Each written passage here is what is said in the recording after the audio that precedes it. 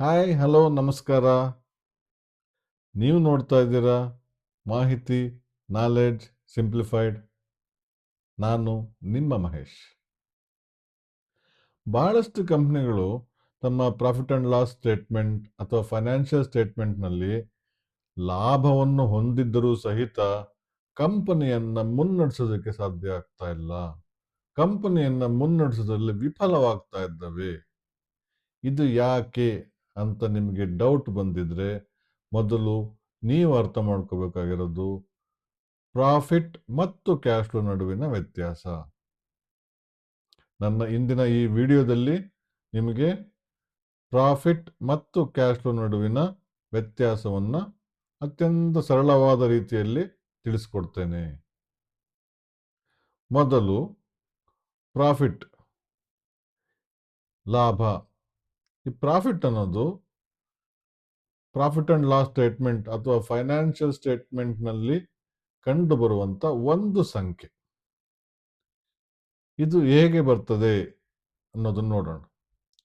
ಕಂಪನಿಯ ಒಟ್ಟು ಇನ್ಕಮ್ನಲ್ಲಿ ಆ ಕಂಪನಿಯ ಒಟ್ಟು ಎಕ್ಸ್ಪೆನ್ಸಸ್ನನ್ನ ಮೈನಸ್ ಮಾಡಿದರೆ, ತೆಗೆದರೆ ಉಳಿಯುವಂತ ಒಂದು ಸಂಖ್ಯೆಯೇ ಪ್ರಾಫಿಟ್.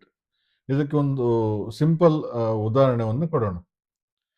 ಕಂಪನಿ ಒಟ್ಟು 10 ಲಕ್ಷ ಮೌಲ್ಯದ ತನ್ನ ಸರಕನ್ನು ಸೇಲ್ ಮಾಡ್ತದೆ ಮತ್ತು ಅದರ ಒಟ್ಟು ಖರ್ಚು 8 ಲಕ್ಷ. ಸೊ ಈಗ ಉಳಿದ 2 ಲಕ್ಷ ಆ ಕಂಪನಿಯ ಪ್ರಾಫಿಟ್ ಅಥವಾ ಲಾಭ. ಈ 2 ಲಕ್ಷ ಲಾಭ ಪೇಪರ್ನಲ್ಲಿ ನೋಡೋಕ್ಕೆ ಬಹಳ ಚೆನ್ನಾಗಿ ಕಾಣ್ತದೆ, ಆದರೆ ಈ ಪ್ರಾಫಿಟ್ ಏನಿದೆ 2 ಲಕ್ಷ, ಇದು ನಗದಲ್ಲ, ಕ್ಯಾಶ್ ಅಲ್ಲ. ಹಾಗಾದ್ರೆ ಕ್ಯಾಶ್ ಫ್ಲೋ ಅಂದ್ರೆ ಏನು?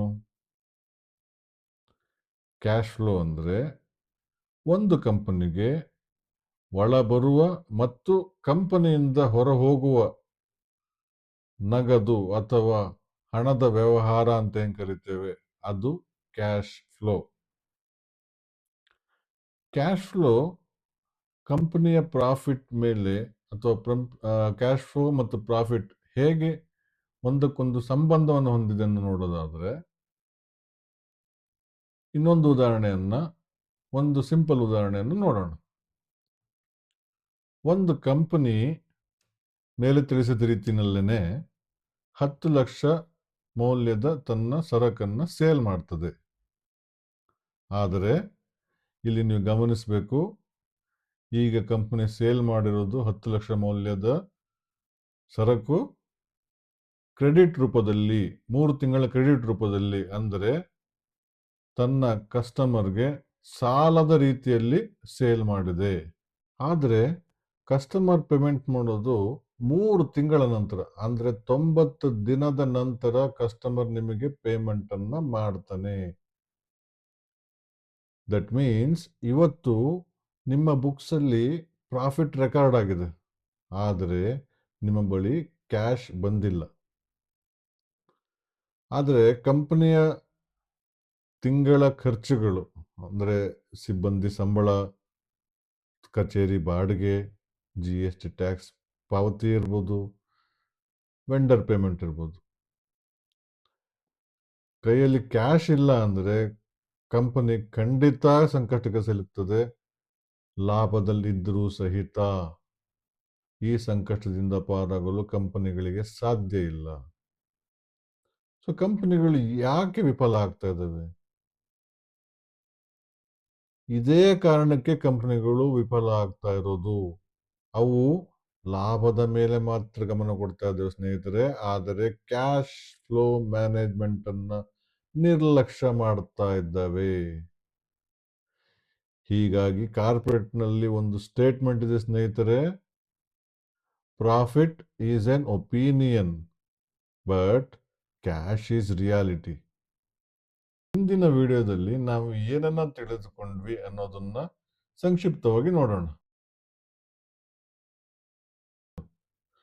ಪ್ರಾಫಿಟ್ ಅನ್ನೋದು ಅಕೌಂಟಿಂಗ್ ಕಾನ್ಸೆಪ್ಟ್. ಎರಡನೇದು ಕ್ಯಾಶ್ ಫ್ಲೋನೇ ನಿಜವಾದ ಹಣ. ಇನ್ನು ಮೂರನೇದು, ಉತ್ತಮ ಮತ್ತು ಆರೋಗ್ಯಕರವಾದಂಥ ಕ್ಯಾಶ್ ಫ್ಲೋ ಇಲ್ಲದೆ ಯಾವುದೇ ಕಂಪನಿ ಸರ್ವೈವ್ ಆಗೋದಕ್ಕೆ ಸಾಧ್ಯನೇ ಇಲ್ಲ.